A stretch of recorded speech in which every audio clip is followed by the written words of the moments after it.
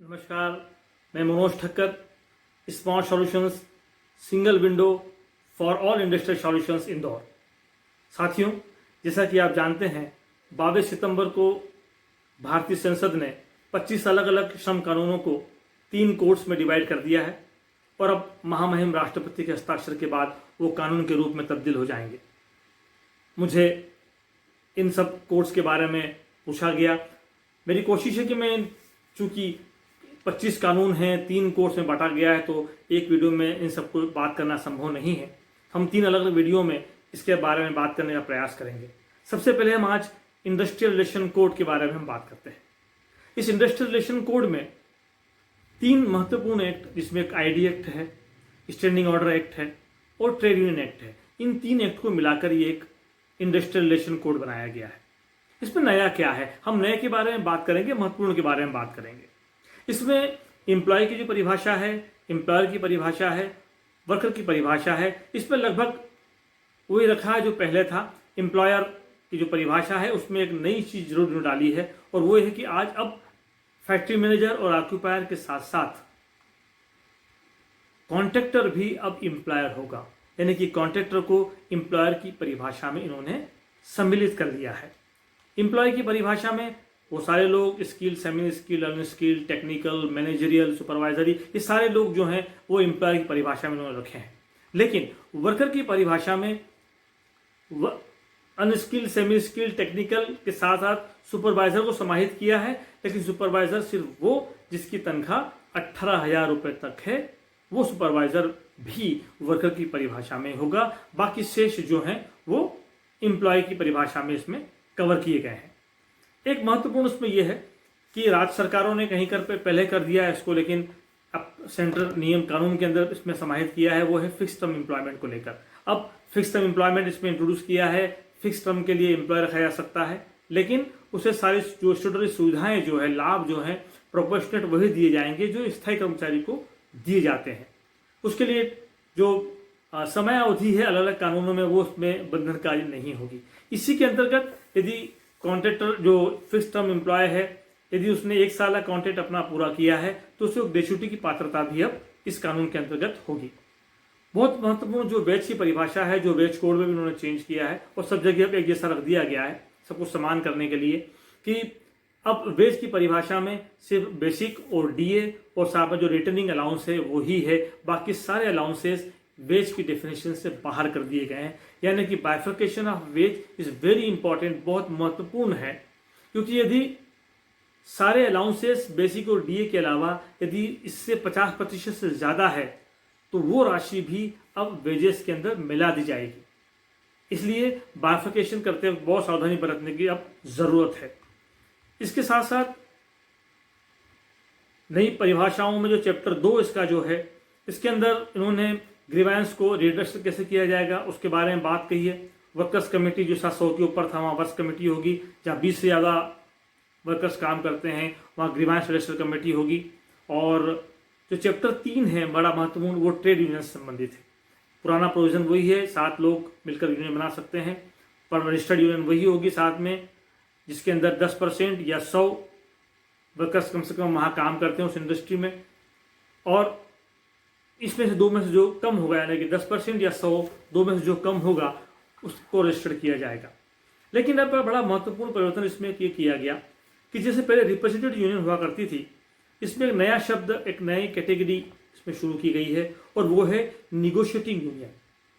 यानी कि जिस इंडस्ट्री में कोई ट्रेड यूनियन है तो एम्प्लॉयर उसको निगोशिएटिंग यूनियन के रूप में मान्यता देगा और सारे निगोशिएशन करने की जो पात्रता होगी उस यूनियन को होगी।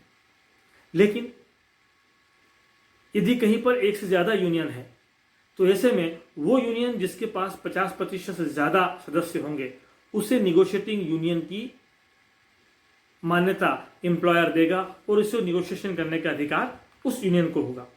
अब तीसरी कंडीशन, ऐसी स्थिति जहाँ पर कि एक से ज़्यादा यूनियन है लेकिन किसी के पास भी 50% या उससे ज़्यादा संख्या नहीं है, ऐसे में फिर एक नई यहाँ पर टर्मिनोलॉजी यूज़ की गई और उसको कहा गया कि एक प्रकार से इसको कंस्टिट्यूट करके निगोशिएटिंग काउंसिल बनाई जाएगी। और उस निगोशिएटिंग काउंसिल के अंदर वो यूनियंस जिसके 20% से ज़्यादा श्रमिक जिसके पास में हैं वो उस निगोशिएटिंग काउंसिल के रिप्रेजेंटेटिव होंगे और उस काउंसिल को फिर निगोशिएशन करने का अधिकार होगा। ये एक नई चीज़ इसके अंदर इंट्रोड्यूस की है। स्टैंडिंग ऑर्डर जो चैप्टर 4 का हिस्सा है, इसमें बहुत महत्वपूर्ण परिवर्तन किया गया है। स्टैंडिंग ऑर्डर जो कि बहुत सारी टर्म कंडीशंस, लीव को लेकर, मिसकंडक्ट्स को लेकर और आइडेंटिटी कार्ड को लेकर, अपॉइंटमेंट लेटर को लेकर सब चीज़ें उसमें पहले उल्लेखित होती थी, लेकिन वो अब 100 के बजाय वहाँ लागू होगा जहाँ कम से कम 300 वर्कर काम करते होंगे। यानी कि अब तक स्टैंडिंग ऑर्डर जहाँ 100 श्रमिक पर लागू था, अब वहाँ पर लागू होगा जहाँ पर 300 या उससे अधिक श्रमिक काम करते हैं। एक बहुत बड़ा वर्ग जो है अब स्टैंडिंग ऑर्डर के प्रावधानों से बाहर हो जाएगा। चैप्टर नंबर 5 जो है वो नोटिस ऑफ चेंज संबंधित है, इसमें कोई नया परिवर्तन नहीं है। चैप्टर नंबर 6 के अंदर उन्होंने voluntary reference to dispute to arbitration को इंट्रोड्यूस किया है। यानी कि उन्होंने वॉलेंट्री आर्बिट्रेशन को इंट्रोड्यूस किया है कि यदि एम्प्लॉयर और वर्कर जिसको डिस्प्यूट है वो चाहे तो आर्बिट्रेशन में जा सकता है और वहाँ पे अपनी बातचीत को वहाँ रख सकता है। चैप्टर नंबर 7 में जो मैकेनिज्म उन्होंने इंडस्ट्रियल डिस्प्यूट को रिजॉल्व करने के लिए रखा है, उसमें 2 चीज़ें हैं, एक कंसलेशन ऑफिसर और दूसरा इंडस्ट्रियल ट्रिब्यूनल। ध्यान दें, इंडस्ट्रियल ट्रिब्यूनल अब लेबर कोर्ट नहीं है, उसके स्थान पर अब इंडस्ट्रियल ट्रिब्यूनल होगा। अब होगा क्या इसमें अब ये होगा कि लेबर कोर्ट हट जाएगा और इसमें साथ में व्यवस्था दी है कि जब लेबर कोर्ट हट जाएगा साथ में नेशनल ट्रिब्यूनल भी सेंटर के लेवल बनाया जा सकता है और जो जजेस वगैरह लेबर कोर्ट वगैरह में है वो इंडस्ट्रियल ट्रिब्यूनल में जो है उनको समाहित किया जाएगा, एडजस्ट किया जाएगा। जो अगला चैप्टर नंबर 8 है वो है स्ट्राइक और लॉकआउट के बारे में। इसमें भी बड़ा परिवर्तन किया गया है। पहले जो ये था कि नोटिस का जो था कि एक कम से कम हमें 6 हफ्ते का जो नोटिस देना है उसे बढ़ाकर अब 60 डेज कर दिया गया है। 14 दिन का जो नोटिस का पीरियड था वो अपनी जगह पर है और वो शर्त भी अपनी जगह पर है कि यदि मैटर कैंसिलेशन में है या ट्रिब्यूनल में है या फिर आर्बिट्रेशन में है तो हड़ताल यदि कोई करता है तो वो इनलीगल होगी और